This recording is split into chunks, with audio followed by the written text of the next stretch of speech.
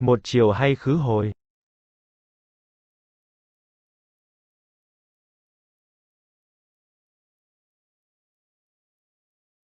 Một chiều.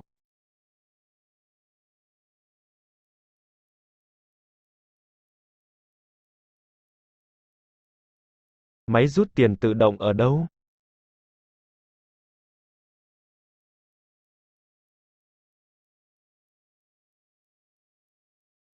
Sau ngân hàng.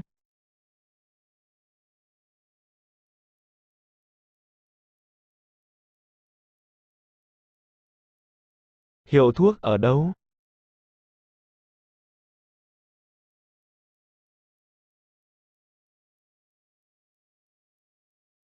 Nó gần siêu thị.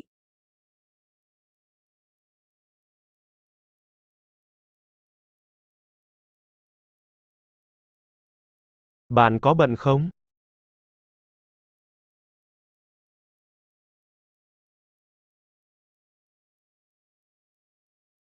Tôi có nhiều việc phải làm.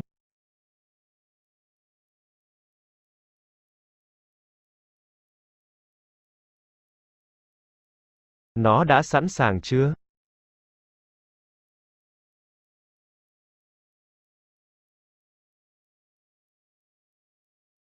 Mọi thứ đã sẵn sàng rồi.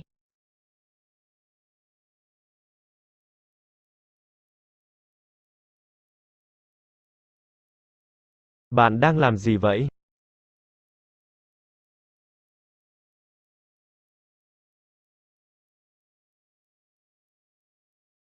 Tôi đang lau phòng.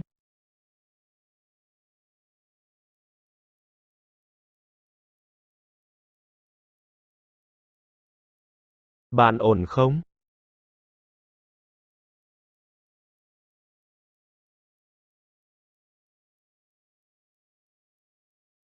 Tôi ổn mà.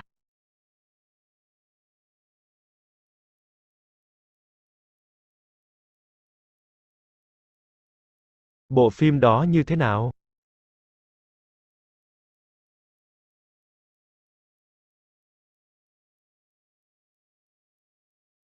Nó rất thú vị.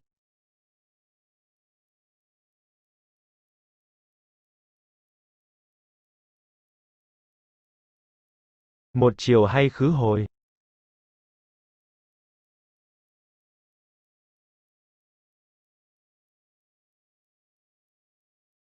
Một chiều.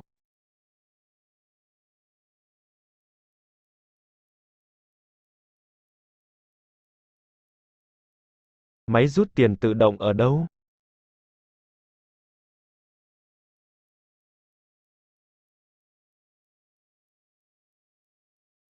Sau ngân hàng.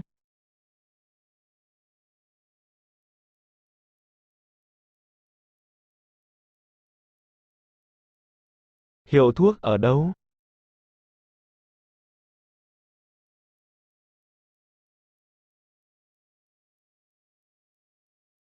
Nó gần siêu thị.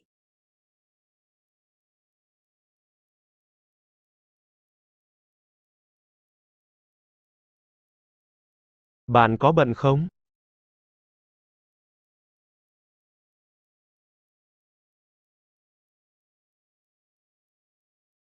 Tôi có nhiều việc phải làm.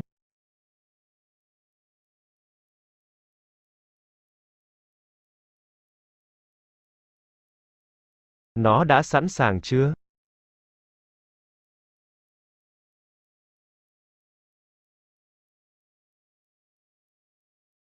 Mọi thứ đã sẵn sàng rồi.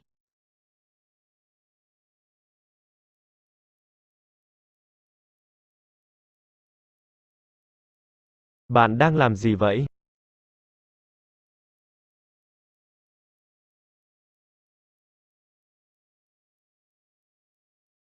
Tôi đang lau phòng.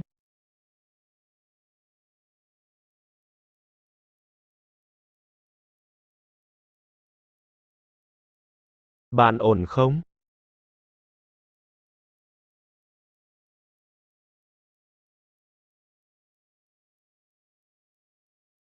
Tôi ổn mà.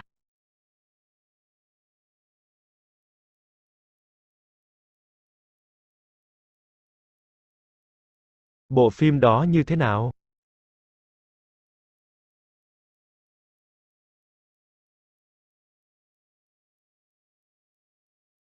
Nó rất thú vị.